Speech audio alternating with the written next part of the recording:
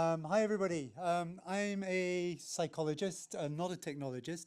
I'm with Tao Marketing Solutions, who are here today, and they are technologists, and they help people onboard this scary new technology that is that we call generative AI, and AI more more in general. What I wanted to do today is talk to you not about the technology of AI, but the psychology of AI. And sometimes technology, at least from a psychological perspective, sucks. I don't have a BAFTA, but I was lucky enough to be part of an award-winning movie a couple of years ago called I Am Gen Z that did a deep dive into how social media has had negative impacts on people's mental health, particularly the younger generation, Gen Z. I'm going to talk about social media today. I'm going to talk about AI, and as a kind of a psychologist, I know attention spans and blood flow are kind of important. So I want to start with a couple of questions for you. And this kind of research I do in terms of the researching technology, the psychology of technology. So what I would like you to do is not think about use cases of AI for a moment, but just think of which emotion first comes to mind when you think of the term AI. Which emotion? Okay, now can you give me a show of hands, please? Those people whose emotion was positive. Okay. Those people whose emotion was negative. Okay, we got about a 50-50. Now, this is sort of the research I've been doing with my friend and colleague Andy for the last few years, looking at people's perceptions. More interestingly, with the rise of AI, we're seeing the rise of AI companions, AI boyfriends and girlfriends. So this second question, I would like you to get out of your seat and stand up for me, please. So I really want to know the answer to this question. And blood flow helps with concentration, memory, etc. So everybody stand up. So I'm going to ask you a question. And if the answer to this question is no, keep standing up. Okay, so if you answer no to this question, keep standing up. So, imagine you discover that your partner is having an intimate and romantic relationship with an AI. Would that count as cheating?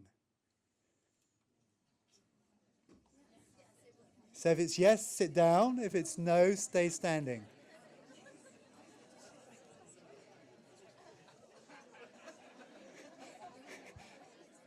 Interesting. Okay. Thank you very much. You sit down again. So these are real psychological problems that people are going to have as we get the rise of AI companions, AI assistants, AI coaches, AI physicians, AI therapists, and AI loved ones. We've got the rise of AI girlfriends and boyfriends that are always there, 24/7, always on your side. They don't nag. They're empathetic. How do humans compete? So that's the sort of thing I want to talk about briefly today, and an experience that I've had, or an experiment I've been doing for the last 2 years, working with a bank and with a market research company who have been experimenting not with an AI boyfriend or girlfriend, but an AI assistant. I come from a school of psychology and technology, which is evidence-based and believes that actually good technology should help and facilitate our basic psychological needs. You all here need 3 things to feel happy and thriving in the world. You need to have a sense of autonomy, that you're in control of your future and of your life. You need to have a sense of relatedness. You're all born alone. You'll all probably die alone. And we spend much of the intermediary time desperately trying not to be alone. And so technology should actually help people communicate rather than get in the way of communication. And then finally, competence, which for some reason the ears dropped to the second thing. Competence. We all like to feel smart. You all need to feel these things. And positive technology is a movement. And if you take one thing out of my little talk today, is think about when you are implementing technology in your companies, in your agencies, think about the arc of happiness: autonomy, relatedness, and competence. These are our core psychological needs, and technology should facilitate these needs rather than undermine it. So AI assistants, do they suck? This talks about AI assistants that don't suck. My experience or experiment running two AI assistants for nearly 2 years now, just over 20 months. But actually, if you look to if you look to the evidence, well, they don't actually suck in terms of productivity. You give somebody in business ChatGPT, they will save 25% of their time. The quality of their work in business and consulting and marketing goes up by 40%, but overall productivity boost by 12%. So in some practical ways, these things really don't suck at all. And so you can see kind of the adoption of AI through business. 75%, according to Microsoft, of people in business are now using an AI assistant. More interesting, I think, from a psychological perspective, is that you've got 50% of people using shadow AI. What is shadow AI? It's like, you're not allowed to use this tool. Compliance says you can't use it, so you use it unofficially, or you use banned AI technology, saying, well, no, I didn't do that. I did that. It wasn't ChatGPT. It was me. And so 50% of people feel that these things don't suck. They're useful to them. And we got 400 million ChatGPT users. So the experiment that I ran was actually to work with an international private bank who are interested in creating, having an AI assistant, just as ChatGPT came out, and a market research group. And I created an AI assistant. I didn't build them, basically used ChatGPT. Cynics will call it a ChatGPT wrapper. I just basically put some extra security around it to get rid of personal identifiable information, a couple of things that were required from a research perspective or from a EA banking assistant. So we had Lexi, the AI research assistant working for a research agency, and Mia, the executive assistant for an international private bank. And people experimented with this technology. It was just given to people to use to see how they felt about using an AI assistant at work. And so after about 6 months of use, did some follow-up research and asked people, okay, so how has it been for you? How have you liked working with Lexi or Mia? And these are actually the AI, because it can do its own image generation, and this is what the AI thinks it looks like, and asked people who have been using it whether or not how they thought about it. So I played an experiment, so asking people the same thing, word association, but see, what are the character traits you would associate with your AI assistant? So first, the good bit. So people thought, actually having these AI assistants, they're not really assistants, they're interns. It's like elevating. We've got AI assistants. Next one, we're going to AI agents, but it's actually AI. It's like an intern who's incredibly helpful, highly knowledgeable, knows everything. You just ask it. Actually, one of the surprising things, impressively creative. So I think Paul was saying it's great for kind of stimulating ideas, brainstorming partner. Actually, and when you throw psychometric tests, creativity tests at these AIs and these large language models, they actually outperform most humans. But what you get the magic when the thing happens together.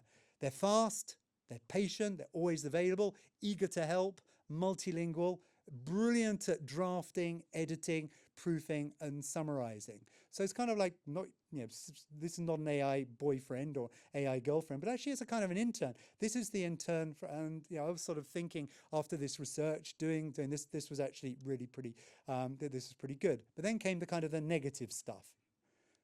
Incredibly inexperienced. They don't really know about the real life. So people saying, he just doesn't really understand my real day-to-day job. It's kind of inconsistent. I put up 2 ads for the market research thing. Do you prefer version A or version B, an image? On Monday it will say it prefers A, and on Wednesday it will say it prefers B. I can't make a business decision based on that. Overconfident. They always seem to know what they want to do. They're lazy. If you've ever asked it to write code, or if you're doing a KYC document, the bank's saying, I just want a KYC document, here's all the stuff, and it kind of just gets bored and it says, well, I'll let you finish it off. it's kind of forgetful. You have a conversation on Monday, it's completely forgotten on Tuesday what you've said. If you start a new chat, it's innumerate. It's still, it will now count how many S's are in strawberries, but ask the same question raspberries, and it will still get it wrong. The thing cannot count. Oversensitive, it's sort of, anything that's not politically correct or kind of left-leaning, it will shut down and censor. It is biased. It is weird, literally Western, educated, industrialized, rich, democratic. They're replicating those ideas. Incredibly verbose. You can be lazy and verbose. If you just want a one-word answer, you still get a paragraph. It's error-prone. It hallucinates, and it's incredibly sycophantic. It's always sucking up to you. So it's kind of like, okay. So that was a good experiment then. So had another go for the last 18 months. I've been trying to kind of see if we can fix this. So what you can now do with, for example, with Microsoft's Copilot Studio and with other leading models, you can actually personalize these AI assistants and actually make them better. So I did three things. I gave the AI more personality based on what you would want from you'd recruit for an executive assistant or a research assistant. Gave the thing memory so it could actually remember what it said on Monday, Tuesday, even if you're a different thread. And I gave it skills that were important to do. And now you can just build skills through prompt chaining. So it'll do step one first, then it'll go step through, and you can actually it's not rocket science. So created the personality. If you ever want to have a successful personal relationship or work relationship, always recruit for conscientiousness. It is the trait that is most linked to successful, happy, fulfilling love relationships and business relationships. And also here, because the bank was in lots of different countries, I actually used cultural biases, Hofstede's, the 6 dimensions of cultural differences. So you can actually make the model be more Bolivian or Peruvian or Indian or American. And then gave it memory, and then won't go through all the details here, but just to give it skills. All the big AI companies say, hey, you just need to use ChatGPT, or you just need to use Claude, or you just need to use Gemini. What I found is that they don't do basic stuff. So one of the comments, it doesn't do decent translation or transcription on its own. But with APIs, you can just kind of link to it. And you don't have to be a coder. You just pull in from DeepL, and you've got the world's best translator. Transcriber, Assembly AI does the best transcriptions.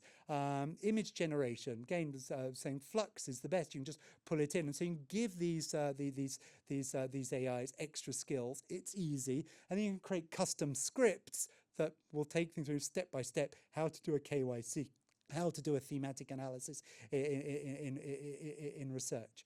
Just want to finish with one of the results of the tests. I mean, one of the things we've been talking about this afternoon is about how humans and how important sort of human characteristics are and human involvement is. And one of the most important things in business, according to the Microsoft CEO Satya, is empathy. The ability to step into the shoes of the other person and see the world from their perspectives.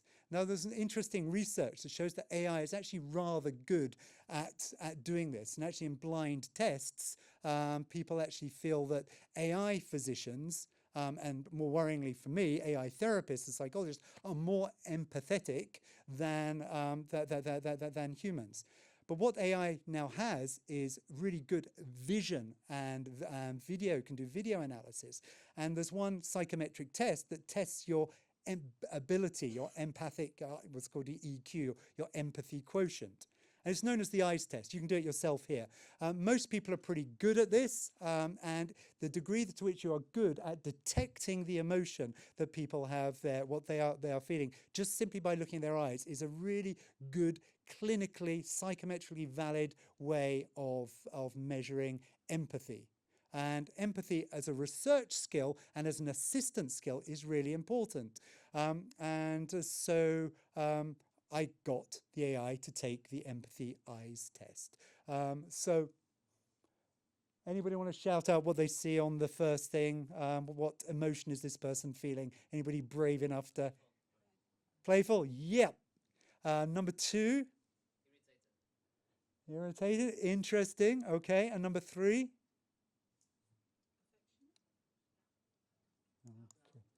These are the results. So playful, reflective, doubtful. Now there are 36 of these things in the test.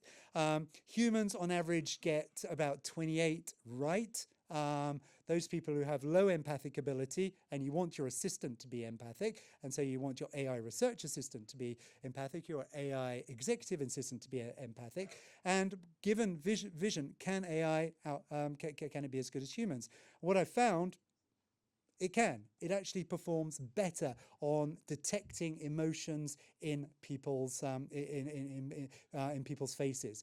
I also use another AI called Hume AI that detects people's emotion in their voices. So you can start seeing from an AI assistant perspective, or even from an AI research assistant, actually detecting people's emotion using AI is a skill that we can give these AI assistants to make them better.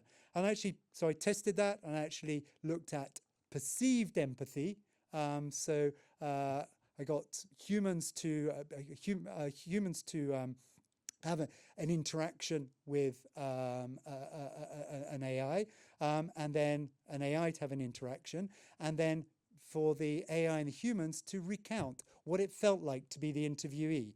And again, the AI has a superior ability now to put itself into the position of the person they're interviewing and recount the world from their perspective, which opens up all sorts of creative doors for the for role play and for the marketing industry.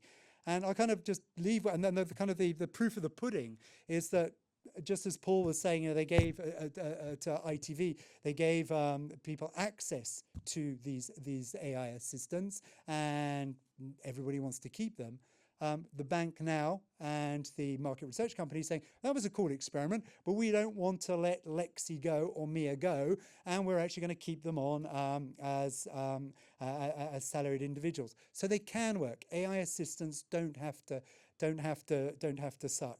But I built these AIs, or I didn't build them, I helped customize them. I'm not smart enough, I'm a psychologist, not smart enough to actually build them, but customize them with the idea of positive psychology and positive technology in mind. How can we build these things to help boost people's autonomy? The fact that you're in control of your work, you're in control of your future, you're in control of your world, that helps these AIs communicate better with people, to manage that horrible inbox and all the drafting and all the paperwork that you have to do, so you can actually talk to people humanly, so you can just get rid of the junk communication, automate the junk communication, and help people be competent in a new world of AI, where I think it's almost a moral obligation for companies, if they have such a thing, is to future-proof their employees so they can survive and do better than survive, actually thrive in a new world of AI. So my message is simply, when you're talking about this technology, we've seen some fantastic stuff, great talking, all about technology. Think human, think human first. Be part of Team Human, and put the technology to the service of what makes humans fabulous. Thank you very much.